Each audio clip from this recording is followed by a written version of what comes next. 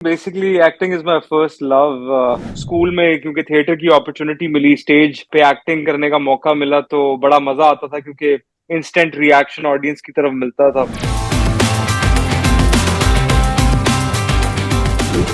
अस्सलाम वालेकुम स्टार्स, आप सुन रहे हैं स्टार स्ट्रक और मैं हूं आपके साथ आपकी RJ Mahavish Khan.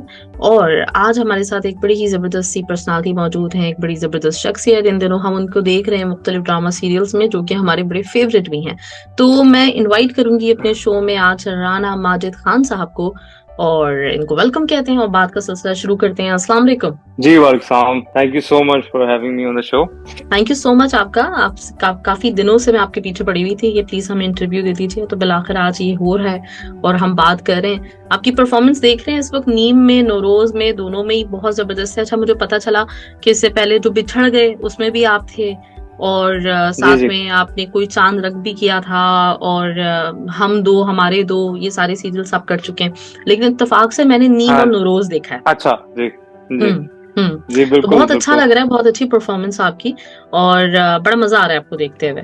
Thank you so much. देखें, इट मीन्स अ लॉट जब ऐसा फीडबैक आता है, जैसे कि आप बोल रही हैं, इससे और भी लोग मैसेजेस भेजते हैं, तारीफें करते हैं, काम को अप्रिशिएट करते हैं, तो यही फ्यूल होता है हम एक्टर्स का।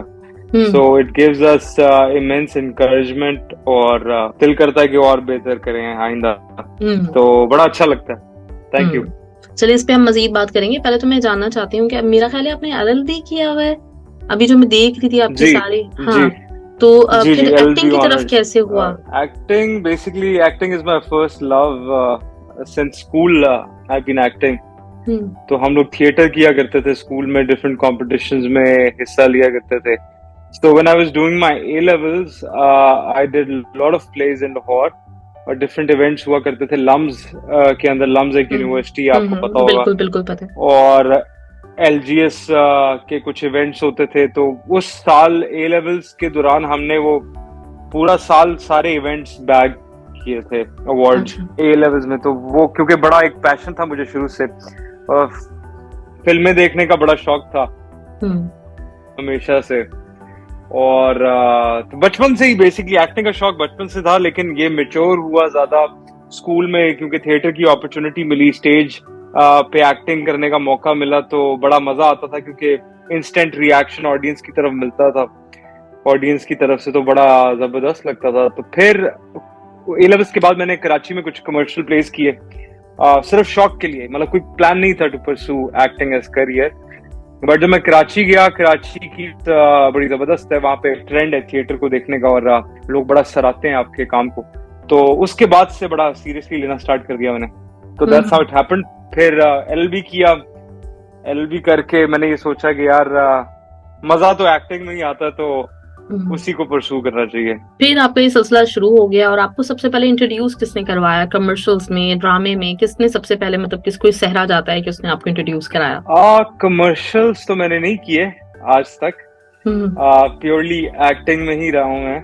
अच्छा। ऐसा नहीं कि करना नहीं चाहता, करूंगा अगर कुछ बहुत अच्छा आएगा। I don't want to struggle in that field, you know. तो अगर कोई बहुत अच्छा ब्रांड आके जुड़ना चाहेगा तो व्हाई नॉट। टीवी पे मुझे इंट्रोड्यूस कराया फैसल कुरैशी ने, क्योंकि मेरी थिएटर के दिनों से उनसे दोस्ती स्टार्ट हो गई थी, क्योंकि वो प्लेस देखने आया करते थे। इनफैक्ट उनके मॉर्निंग शोज पे हम जाके प्रमोट करते थे अपने थिएटर प्लेस को, और वो बड़ा इनकरेज करते थे। तो हमेशा कहते थे कि तुम में वो पोटेंशियल है, और मैं देखता हूँ कि तुम्हें आना चाहिए मेन स्ट्रीम मीडिया पे।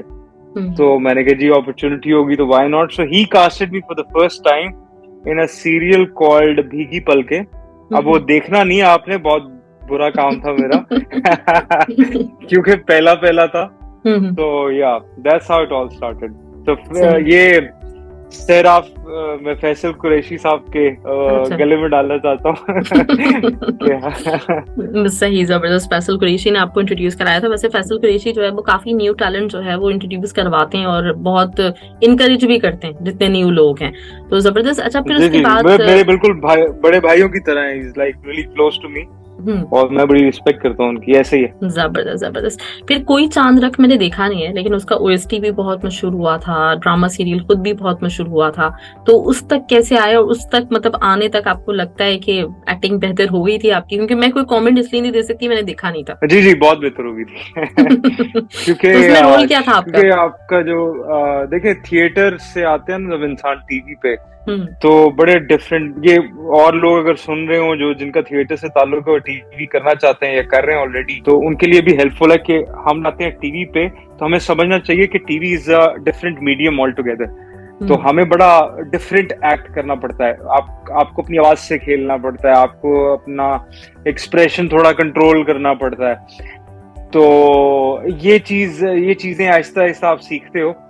तो ये एक आधा ड्रामा लगा मुझे सीखने में, और फिर जब जबरदस्त प्रैक्टिस होगी तो कोई चांद रख में बड़ी जबरदस्त परफॉर्मेंस दी मैंने, क्योंकि मुझे बहुत उसका फीडबैक आया हर तरफ से, और हिट था। मेरा मेजर सपोर्टिंग कैरेक्टर था, कास्ट बहुत बड़ी थी, इमरान अब्बास, आयजा खान उस टाइम पे, तो उनमें परफॉर्म करना और इस तरह से लोगों का अप्रिशिएट करना और नोटिस करना, that was a big thing. तो हाँ, कोई चांद रख अच्छा था, एक अच्छा एक्सपीरियंस था, तो जरूर देखिएगा। हाँ बिल्कुल, मैं मौका मिला तो जरूर देखूंगी। वैसे मैं फॉलो करती हूँ, लेकिन इत्तेफाक से कुछ ही ड्रामास ऐसे होते हैं जो नहीं देख पाती।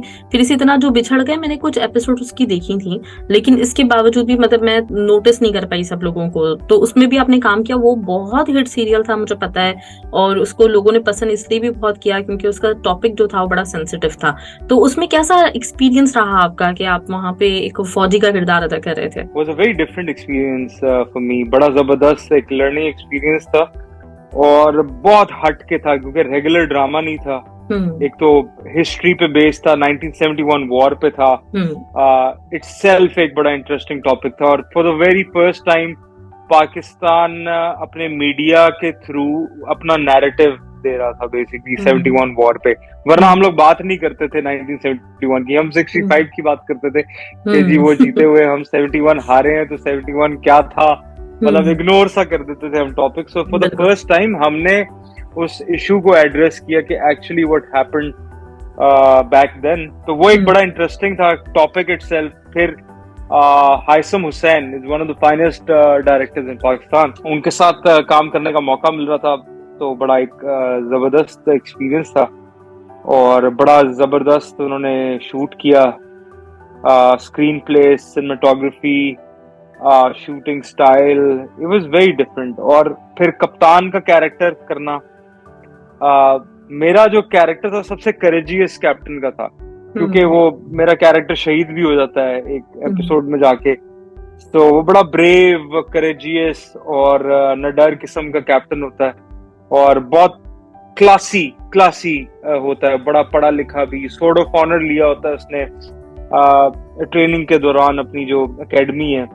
तो उस तरह का कैरेक्टर था, वो मुझे प्ले करने का बहुत मजा आया, क्योंकि बड़ा एक जबरदस्त मार्जिन था। I always wanted to do something very different from regular dramas, वरना सास बहू आप बैठ जाए, फ्रेश हो जाए, मैं आती हूँ, इससे निकल के कुछ करने का मौका मिला, तो ऑब्वियसली एक माइंडसेट वाइज आप बेहतर फील करते हो एज एन एक्टर।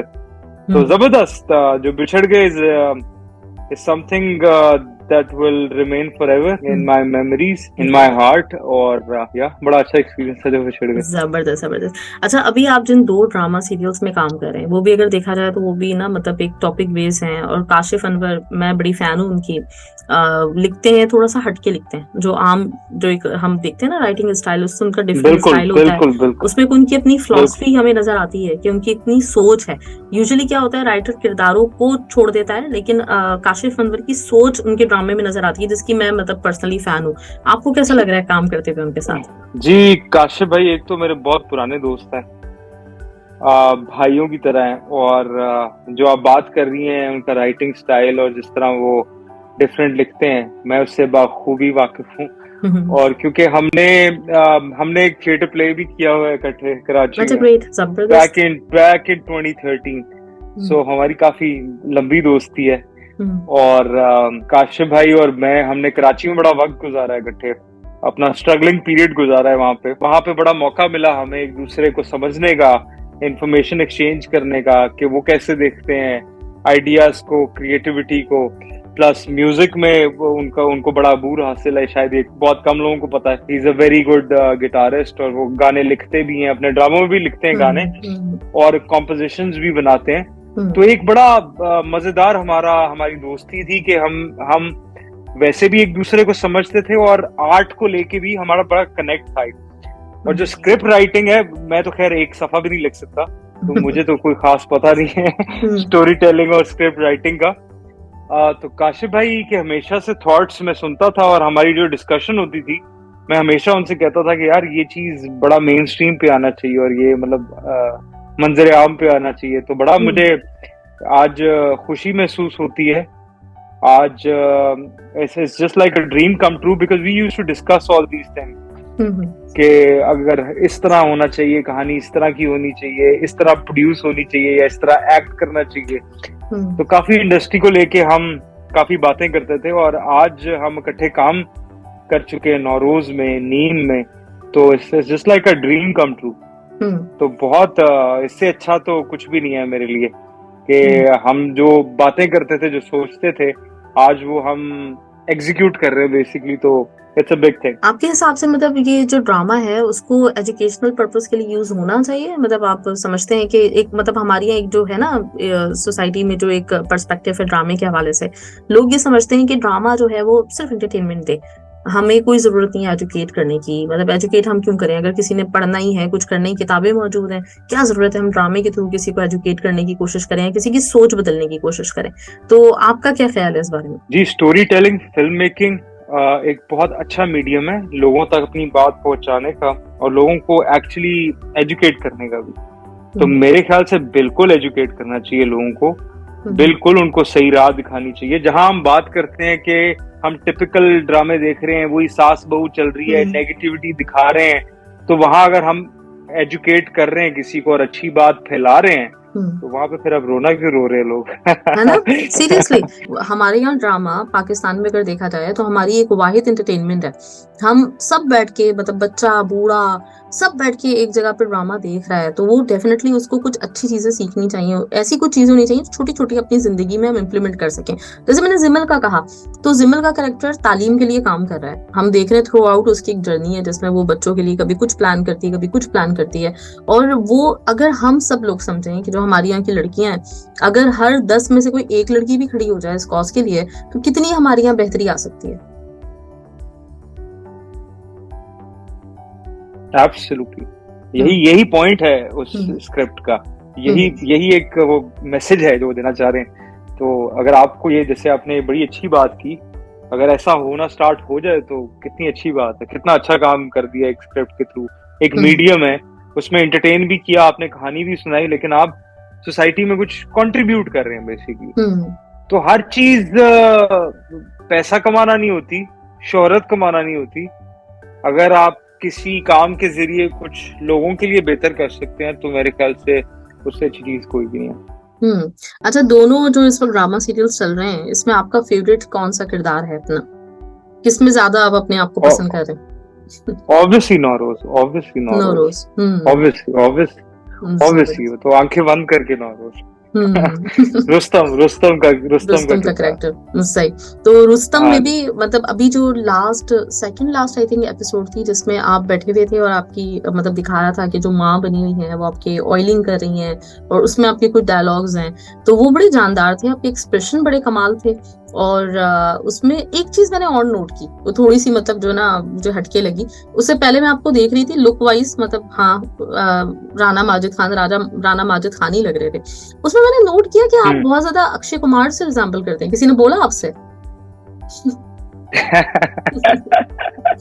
जी, मैंने काफी दफा ये सुना है। जब मैं इस तरह की लुक में होता हूँ, जब मैंने शेव की होती है या हल्की सी मूंछ रखी होती है, बियर्ड के अलावा, तो एक आध मेरे करीबी दोस्त ने भी कहा हुआ है मुझे, और मैंने सुना हुआ है पहले के लोग मुझे कहते हैं कि उस वक्त मुझे लग रहा था कि मैं राणा माजिद खान को नहीं देख रही, मैं अक्षय कुमार को देख रही हूँ।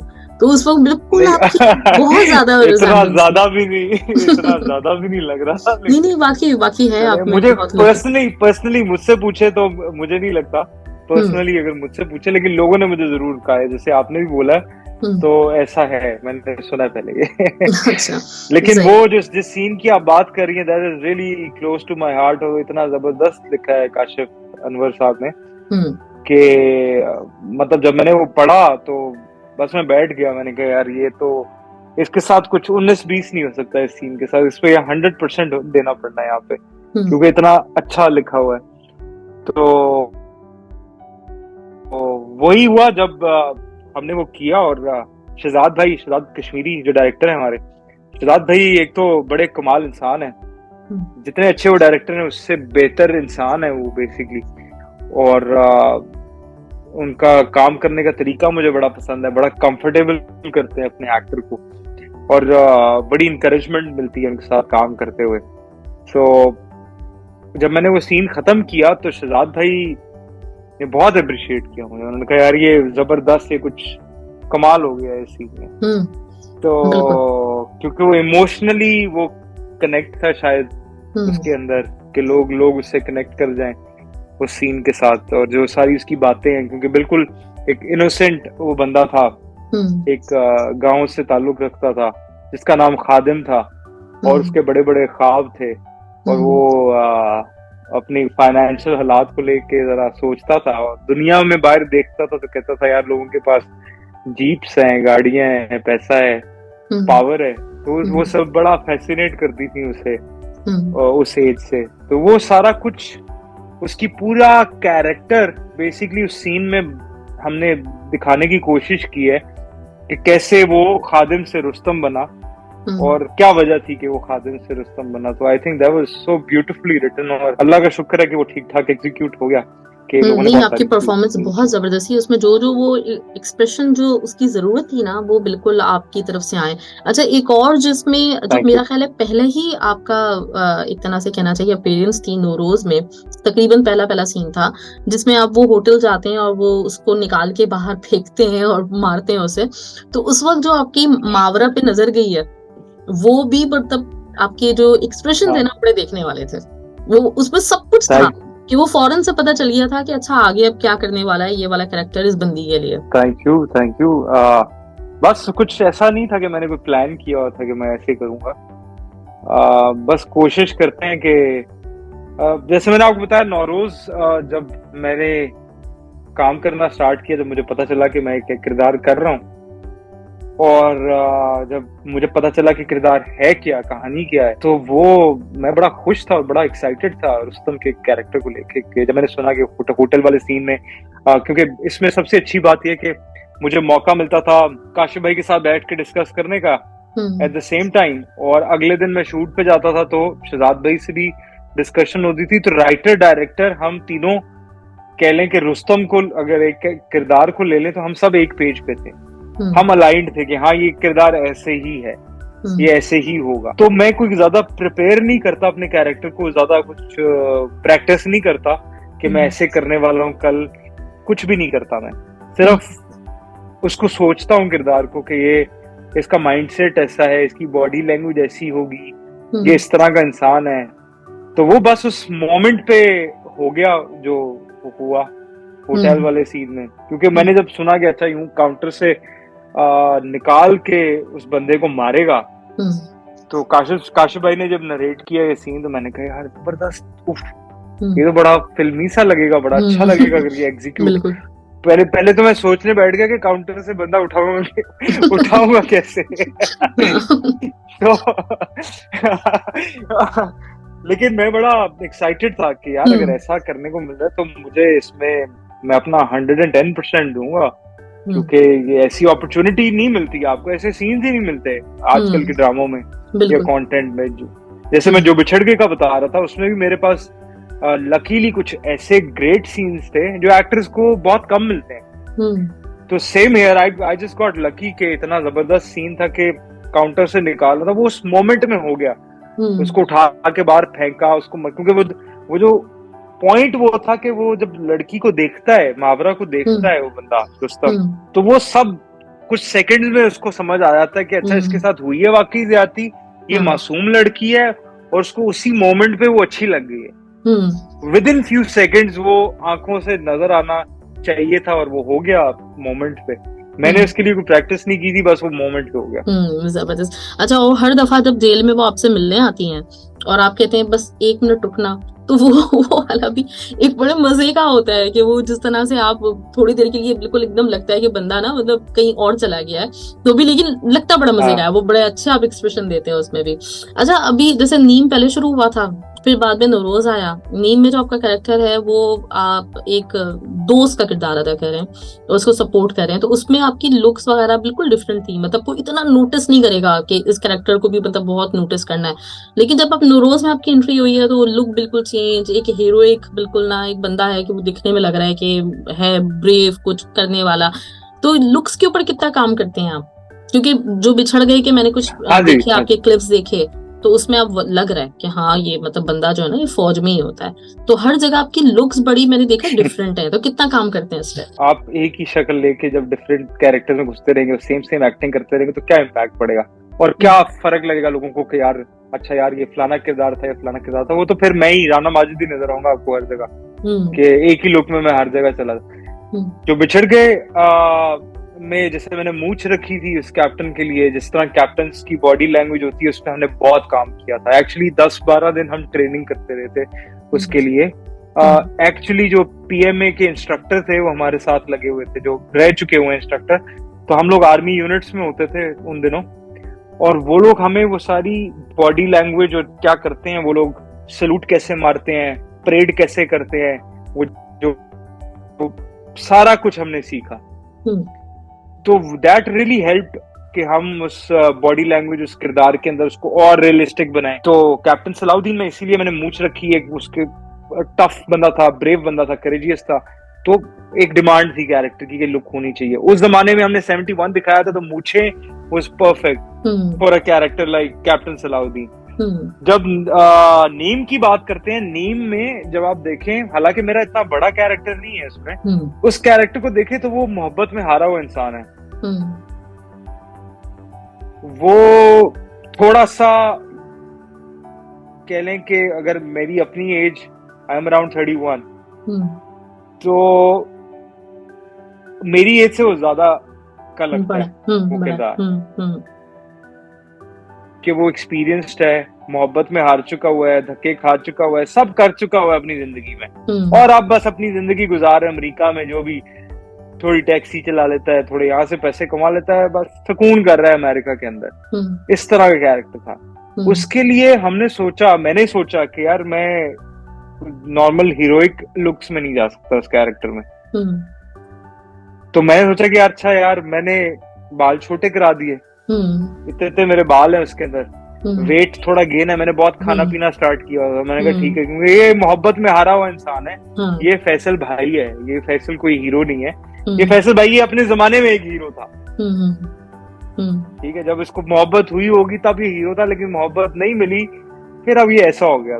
तो ऐसा सोच के मैंने उसकी लुक को रखा कि यार हाँ ये ऐसा ही है। नौरोज की जहां बात करें तो नौरोज रुस्तम जरा एक अगेन एक हीरो टाइप बंदा है, ऑब्वियसली एक हीरोइक पर्सनालिटी है, एक दबंग पर्सनालिटी है। उसकी अथॉरिटी आपको फील होगी उसकी आवाज में, उसकी बातों में, उसकी चाल में, और निडर किस्म का बंदा है। तो रुस्तम में हमने जरा रफ एंड टफ उसकी लुक रखी, कि जरा ये आइडिया शहजाद भाई का था ज्यादा, कि इसके बाल आगे गिरे रहेंगे या इसकी दाढ़ी यहाँ पे भी बड़ी होगी, मूंछ भी बड़ी होगी, तो ज्यादा क्लीन लुक नहीं होगी, क्योंकि ये थोड़ा गुंडा टाइप बंदा है। एट द सेम टाइम वो कोई शो नहीं करता हर सीन में कि मैं गुंडा हूँ, बस वो एक बॉडी लैंग्वेज है उसकी, और नेचुरली वो एक अपनी चीज को लेके चलता है। तो बस इस तरह मैं सोचता हूँ हर कैरेक्टर के हिसाब से कि क्या होना चाहिए उसकी लुक को। कोई चांदरक की अगर आपने बात की, कोई चांदरक में एक बड़ा पढ़ा लिखा, वेल एजुकेटेड, एक बड़ी अच्छी फैमिली बैकग्राउंड, तो उसमें आपको और तरह दिखेगा। मेरी लुक बिल्कुल डिफरेंट नजर आएगी आपको उसके अंदर। राना माजिद खान, बहुत बहुत शुक्रिया आपका आपने टाइम दिया हमें। और वही होता है कि जो आप टीवी पे देख रहे होते हैं ना, जैसे मैंने आपको बताया इन दिनों नीम, नूरोज, जीवन नगर, काबली पुलाव, ये मेरे बड़े फेवरेट सीरियल्स हैं। मतलब हम पूरी फैमिली बैठ के हम लोग देख रहे होते हैं घर पे, तो वो एक अपने अपने लगने लगते हैं। तो आपसे बात करने का, जब से आपको देखा था, मेरा बड़ा दिल था कि आपसे बात करें, आपके बारे में जाने, आपकी अपनी सोच जाने। तो बहुत बहुत शुक्रिया, आपने टाइम दिया। और मैं चाहूंगी कि आगे भी जब आपकी मूवी रिलीज होती है हमें जरूर टाइम दीजिएगा। आगे भी मैं आपसे बात करना चाहूंगी, हमारे लिस्टर्स आपको देखना चाहेंगे, तो हमें टाइम देते रहिएगा। जी definitely definitely, thank you so much जी, मुझे बड़ा अच्छा लगा आपसे बात करके। और आपका बड़ा अच्छा एनालिसिस है सारी चीजों पे, आपने बड़ा गौर से देखा हुआ है, वो मुझे नजर आ रहा है आपकी बातों से। तो उसका बहुत शुक्रिया, पसंद करने का बहुत शुक्रिया हमारे काम को। और आप भी ऐसी अप्रिशिएट करते रहें और हमारी बिल्कुल। हौसला अफजाई करते रहें, ताकि हम और अच्छा अच्छा काम करते रहें। हम भी, वैसे ड्रामा रिव्यू की बात हो रही थी ना, तो हम भी ड्रामा रिव्यू करते हैं थर्सडे वाले दिन, लेकिन हमारा ड्रामा जी रिव्यू जरा थोड़ा हटकर होता है। मतलब हम बिना वजह की बातों पर क्रिटिसाइज नहीं करते, स्टोरी अच्छी हो तो लाजमी हम। नहीं, मैं ये नहीं कह रहा कि क्रिटिसाइज करना चाहिए। अगर आपको नहीं लग तो, रहा है कि लेकिन किसी बात चीज भी को तो हो ना, क्रिटिसाइज करना चाहिए, बात भी तो हो। वो तो हर इंसान का अपना अपना वो है, हम्म। एग्जैक्टली बात भी हो, तो हम्म। वो उससे तो कोई प्रॉब्लम नहीं है। चलिए नहीं, बहुत ख्याल इंशाल्लाह। रखिएगा, फिर इंशाल्लाह आपसे जरूर मिलते हैं आगे। जी जी, thank you so much, thank you. Thank you so much for having me on the show. Okay, Allah हाफिज। Thank you so much.